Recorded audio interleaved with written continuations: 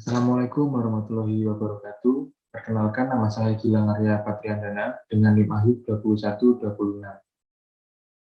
Pada kesempatan kali ini, saya dari kelompok 9 akan membahas materi dari bab 10 mengenai bagaimana hubungan membayar pajak dengan bela negara.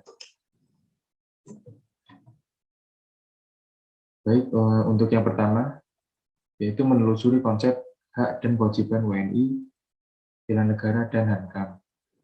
Setiap orang memiliki hak yang biasanya diperoleh setelah melaksanakan kewajibannya. Hak setiap orang dibatasi oleh hak orang lain.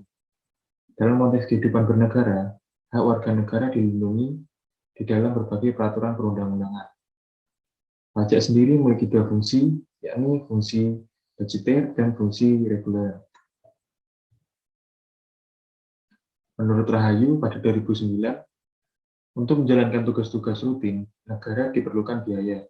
Demikian juga dalam rangka melaksanakan pembangunan nasional.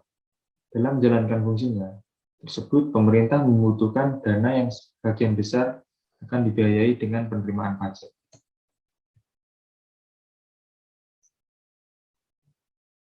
Setelah itu ada konsep hak dan kewajiban warga negara Indonesia atau WNI.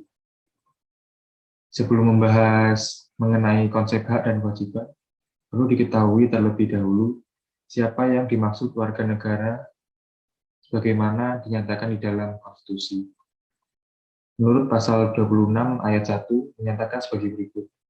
Yang menjadi warga negara ialah orang-orang bangsa Indonesia asli dan orang-orang bangsa lain yang disahkan dengan undang-undang sebagai warga negara. Jadi dapat disimpulkan bahwa yang menjadi warga negara menurut konstitusi tidak hanya orang-orang asli Indonesia, tapi orang asing pun bisa menjadi warga negara asalkan sudah mendapatkan pengesahan berdasarkan undang-undang kewarganegaraan. Menurut Sacipto Raharjo, definisi hak ialah kekuasaan yang diberikan oleh hukum kepada seseorang dengan maksud untuk melindungi kepentingan seseorang tersebut. Suatu hak akan dihapus apabila satu, pemegang hak meninggal dan tidak ada ahli warisnya. Jangka waktu hak yang diperjanjikan sudah berakhir. Kedua, benda yang diperjanjikan sebagai hak seorang sudah diterima atau habisnya jangka waktu untuk memiliki hak sebagaimana diatur di dalam peraturan perundang-undangan. Lalu menurut Marwan Mas, definisi kewajiban ialah kewajiban sesungguhnya merupakan beban yang diberikan oleh hukum kepada orang atau badan hukum atau subjek hukum, misalnya kewajiban seseorang atau badan hukum untuk membayar pajak dan lahirnya karena ketentuan undang-undang. Berdasarkan yang tercantum di dalam konstitusi, hak dan kewajiban WNI dapat diidentifikasi sebagai berikut. Hak dasar WNI, salah 5-nya, yaitu yang pertama, setiap orang berhak atas status kewarganegaraan, menyatakan diri sebagai penduduk dan warga negara Indonesia atau ingin menjadi warga negara suatu negara. Lalu yang kedua, setiap orang berhak memperoleh kesempatan yang sama dalam bidang pemerintahan, bersama kedudukan di dalam hukum dan pemerintah. 3, setiap orang berhak untuk bekerja serta mendapat imbalan dan perlakuan yang adil dan layak dalam hubungan kerja. 4, setiap orang berhak atas jaminan sosial, hidup setara lahir dan batin, serta berhak memperoleh pelayanan kesehatan. Yang kelima, setiap orang berhak memperoleh pekerjaan dan penghidupan yang layak. Lalu ada kewajiban dasar WNI. Yang pertama ialah menjunjung tinggi nilai-nilai kemanusiaan dan keadilan. Yang kedua, menghargai nilai-nilai persatuan, kemerdekaan, dan kedaulatan bangsa. Yang ketiga, menjunjung tinggi dan setia kepada konstitusi negara dan dasar negara. Yang keempat, setia membayar pajak untuk negara. Yang kelima, wajib menjunjung tinggi hukum dan pemerintahan dengan tidak ada kecualian. Lalu selanjutnya ada konsep bela negara. Kepala Badan Pendidikan dan Pelatihan Kementerian Pertahanan Mayor Jenderal Hatim Asrin menyatakan bahwa program bela negara yang sudah dilaksanakan berupa pelatihan yang berisi Pendek kata, kurikulum pelatihan bela negara tiada materi militernya sama sekali. Yang ada baris berbaris.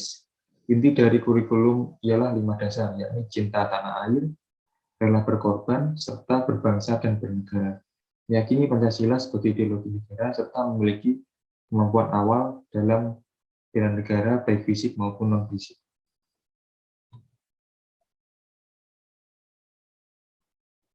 Lalu Ahmad Zamroni mengemukakan bahwa warga negara dapat berpartisipasi dalam upaya bela negara dengan cara yang pertama bergabung menjadi yang A, TNI dan Polri, B, Satpol PP, C, Polisi Kehutanan, D, anggota organisasi pertahanan wilayah atau rakyat terlatih, E, anggota pengamanan swakarsa atau Satpam, F, menjadi anggota organisasi pemberi perlindungan kemanusiaan, misalnya ada PMR, lalu G, anggota organisasi pemberantasan korupsi dan penyalahgunaan narkoba, misalnya Indonesian Corruption Watch atau ICW, lalu H, anggota resimen mahasiswa, yang terakhir I, anggota kepanduan dan patroli keamanan. Lalu cara kedua adalah berpartisipasi secara umum, misalnya sebagai pelajar, kita dapat berpartisipasi dengan cara menjadi pelajar yang rajin dan tekun belajar, mengamalkan nilai-nilai Pancasila, dan menjaga perilaku sesuai dengan norma-norma bangsa. Nah, selanjutnya ada konsep ketahanan nasional. Ketahanan nasional merupakan perwujudan geostrategi. Kailan dan Ahmad Zubaidi memberikan gambaran mengenai geostrategi sebagai berikut. Geostrategi diartikan sebagai metode atau aturan-aturan untuk mewujudkan cita-cita dan tujuan melalui proses pembangunan yang memberikan arahan tentang bagaimana membuat strategi pembangunan dan keputusan yang terukur dan terimajinasi guna mewujudkan masa depan yang baik, lebih baik, lebih aman, dan bermartabat. Selanjutnya ada konsep ketahanan nasional. Siapakah yang harus ikut serta dalam usaha mempertahankan ketahanan nasional bangsa kita? Di dalam pasal 30 ayat 1 Undang-Undang Dasar tahun 45 menyatakan bahwa tiap-tiap warga negara itu berhak dan wajib ikut serta dalam usaha mempertahankan dan keamanan negara. Ketentuan mengenai pertahanan dan keamanan negara diatur juga di dalam Undang-Undang Nomor 3 Tahun 2002 tentang Pertahanan Negara. Di dalam undang-undang tersebut dinyatakan bahwa yang dimaksud dengan pertahanan negara ialah pertahanan negara adalah segala usaha untuk mempertahankan kedaulatan negara, keutuhan wilayah negara Kesatuan Republik Indonesia, dan keselamatan segenap bangsa dari ancaman dan gangguan terhadap keutuhan bangsa dan negara. Mungkin sekian presentasi dari saya, kurang lebihnya mohon maaf. Untuk materi selanjutnya akan saya serahkan kepada rekan saya. Assalamualaikum warahmatullahi wabarakatuh. Saya Eka Pakisarangga Ronalda dengan NIM 2009-10-2026 dengan mata kuliah Kapitalisasi Harga Perpajakan kelas C3. Sini saya akan menjelaskan tentang materi terbuka kesadaran pajak dalam pendidikan tinggi bab 10.2 dan 10.3. Bab 10.2 yang pertama yaitu menanya alasan mengapa membayar pajak termasuk bela negara. Menurut materi terbuka kesadaran pajak dalam pendidikan tinggi, yaitu menyatakan bahwa yang pertama, kesejahteraan atlet. Kita sering melihat atlet-atlet Indonesia berlaga di dalam ajang kompetisi nasional maupun internasional. Atlet yang memenangkan berbagai kompetisi di tingkat nasional biasanya akan dikirim untuk berlaga di tingkat internasional. Yang kedua yaitu ada pemberangkatan atlet dan penyelenggaraan event. Demikian juga pengiriman atlet ke luar negeri atau penyelenggaraan berbagai ajang olahraga di dalam negeri yang tentunya membutuhkan pembiayaan. Dari manakah sumber pembiayaan tersebut? Dana yang digunakan untuk membiayai kegiatan tersebut berasal dari anggaran pendapatan dan belanja negara atau bisa disebut dengan APBN, yang salah satu sumber utama pendanaannya berasal dari pajak. Yang ketiga termasuk bela negara. Konsep bela negara dijelaskan bahwa bela negara adalah sesuatu usaha yang dilakukan oleh warga negara Indonesia yang salah satu caranya dapat dilakukan melalui profesi masing-masing. Contoh di atas, yaitu atlet melakukan usaha bela negara melalui profesi mereka. Sebagai warga negara yang cinta tanah air, kita tetap dapat melaksanakan hak dan kewajiban bela negara, yaitu dengan cara membayar pajak. Melalui pajak yang kita bayarkan tersebut, kita dapat mendukung pelaksanaan upaya bela negara yang dilakukan oleh para atlet tersebut dalam bentuk pendanaan secara tidak langsung.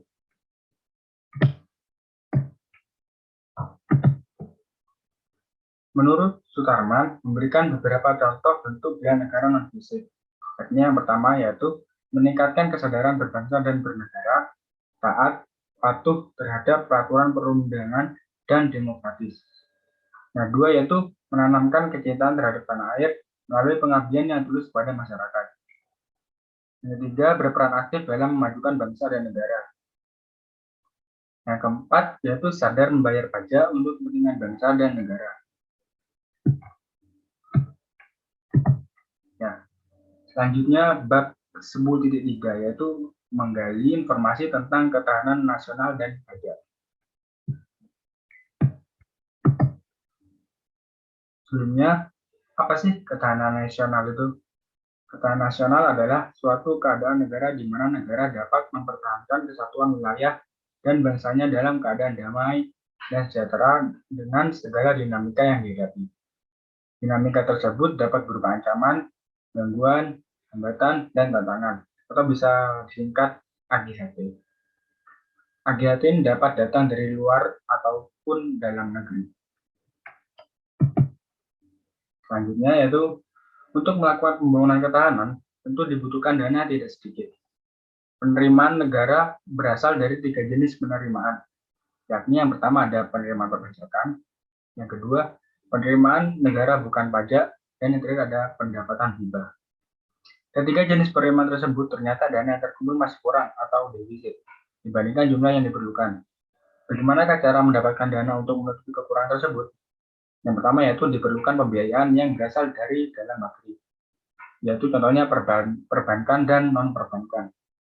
Yang kedua yaitu pembiayaan luar negeri, atau penarikan pinjaman luar negeri, penerusan pinjaman dan pembayaran cicilan pokok utang luar negeri.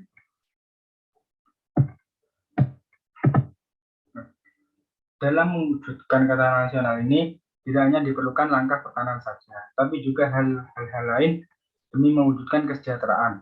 Semua jenis belanja pemerintah pusat di atas adalah biaya yang diperlukan untuk mewujudkan tujuan nasional. Untuk pemerataan pembangunan di seluruh wilayah RI, terdapat juga alokasi dana yang ditransfer oleh pemerintah pusat ke pemerintah daerah. Sebagai warga negara, tentu kita mendambakan negara yang aman, tentram, damai, dan sejahtera.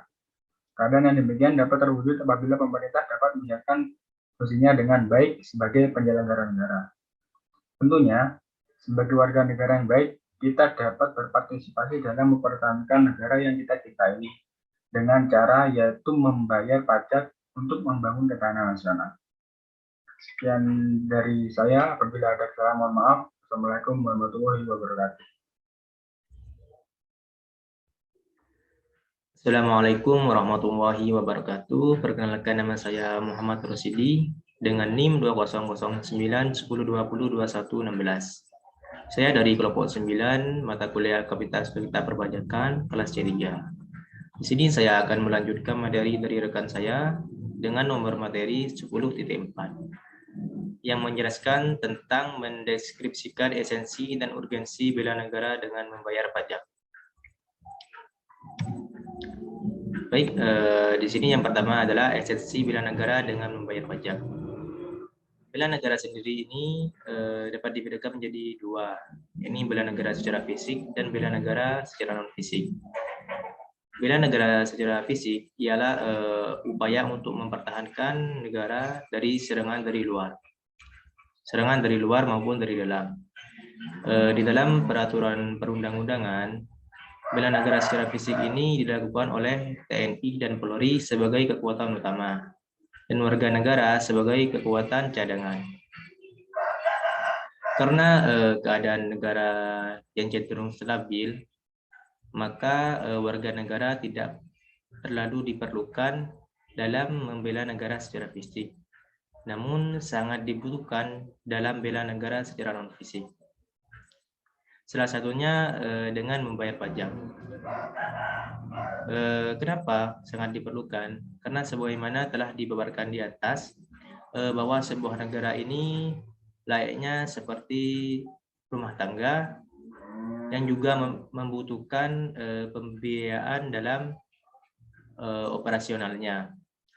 Negara sendiri dibiayai dari 3 jenis pembiayaan negara dan juga pembiayaan dalam maupun luar negeri. Jadi apabila kita taat membayar pajak, maka artinya kita sudah ikut serta dalam upaya membela negara secara non-fisik. Baik, selanjutnya di sini yang kedua ada urgensi bela negara dengan membayar pajak. Telah diuraikan di atas bahwa membayar pajak merupakan bela negara secara non-fisik. Karena dengan membayar pajak berarti kita telah ikut serta menjamin kelangsungan negara. Hal ini berkaitan dengan fungsi pajak di mana pajak digunakan untuk membiayai pengeluaran negara seperti membangun infrastruktur dan lain-lain.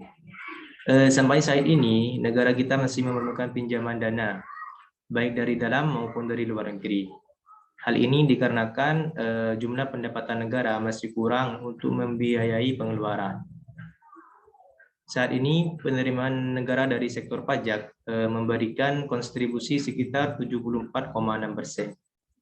Namun, belum semua penanggung pajak membayar kewajibannya kepada negara. Sebagaimana telah dinyatakan oleh Kementerian Keuangan pada tahun 2015, sebagai informasi, berdasarkan data pada tahun 2014, jumlah penduduk Indonesia yang memiliki penghasilan di atas penghasilan tidak kena pajak (PTKP) ada sebanyak 44,8 juta orang. Namun demikian, baru 26,8 juta orang diantaranya yang telah terdaftar sebagai wajib pajak. Dari jumlah tersebut, hanya 10,8 juta wajib pajak yang menyampaikan SPT. Hal ini juga serupa terjadi dalam perusahaan wajib pajak badan. Dari 1,2 juta perusahaan yang terdaftar sebagai wajib pajak badan, hanya sekitar 45,8% atau 550.000 perusahaan yang menyampaikan SPT. Dari pernyataan ini, masih ada peluang untuk menambah pendapatan negara melalui pajak. Kenapa? Karena hal ini merupakan salah satu latar belakang dicanangkannya tahun pembinaan wajib pajak tahun 2015 pada saat itu. Diharapkan semakin tingginya jumlah penanggung pajak yang membayar pajak, maka negara kita ini dapat membiayai pembangunan secara mandiri.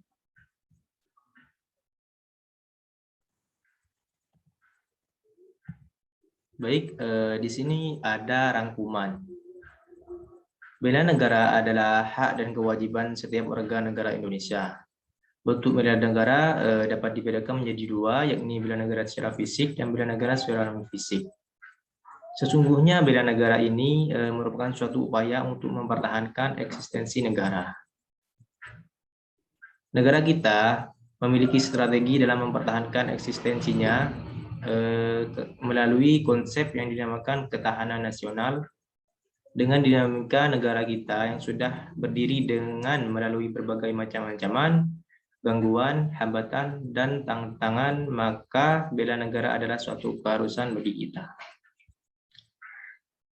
Di sini rangkumannya, negara kita ini terus melaksanakan pembangunan.